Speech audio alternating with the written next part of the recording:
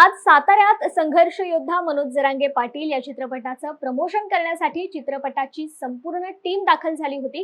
चित्रपटाच्या संपूर्ण टीमने सातारा शहरातील मध्यवर्ती ठिकाणी असलेल्या पोवई नाका परिसरातील शिवतीर्थ येथे छत्रपती शिवाजी महाराजांच्या पुतळ्यास अभिवादन करून प्रमोशन केलंय। यावेळी सातारा जिल्ह्यातील मराठा मोर्चा समन्वयक आणि मराठा बांधवांनी चित्रपटाच्या टीमचं स्वागत केलंय। दरम्यान संघर्ष योद्धा मनोज जरांगे पाटील या चित्रपटाचे सिने अभिनेते रोहन पाटील यांच्याशी बातचीत केली आहे आमचे प्रतिनिधी ओंकार सोनावले यांनी।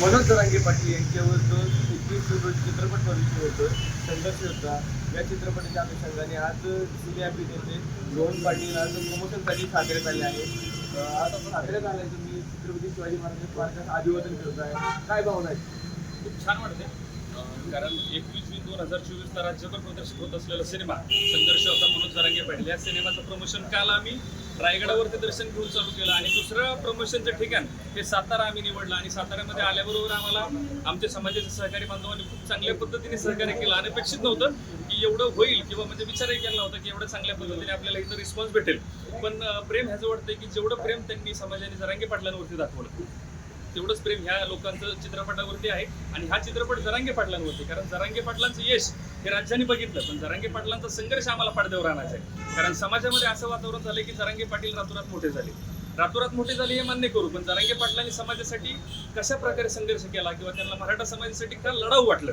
ह्या चित्रपटामध्ये खूप चांगल्या पद्धतीने उत्तरं दिलेत। आणि हा सिनेमा मी आपल्या माध्यमातून एक गोष्ट सांगेल, सातारकरांना सांगेल, राज्याला सांगेल की जरांगे पाटलांवरती जरी सिनेमा असला तरी सगळ्या जाती धर्मातल्या लोकांनी हा सिनेमा बघावा आणि बघतील। हा सिनेमा एवढंच सांगतो की संघर्ष कसा करायचा आणि संघर्ष कसा करायचा असेल तो माननीय जरांगे पाटलांसारखा करायचा। त्याच्यामुळे मी आशा करतो की येणाऱ्या 21 जून 2024 साताऱ्यातली पूर्ण जनता या सिनेमाला डोक्याला घेतल्याशिवाय राहणार नाही। एकूणच पाहायला गेलं तर हा जो चित्रपट आहे तो फक्त मराठा समाजाचे किंवा कोणत्या जाती धर्मावरती काढलेला नसून सर्व जाती धर्माच्या लोकांनी याच्यावरती हा चित्रपट पाहायचं आव्हान जे आहे ते रोहन पाटील यांनी केलं आहे। Omkar Sonawale, news uncut, Satara.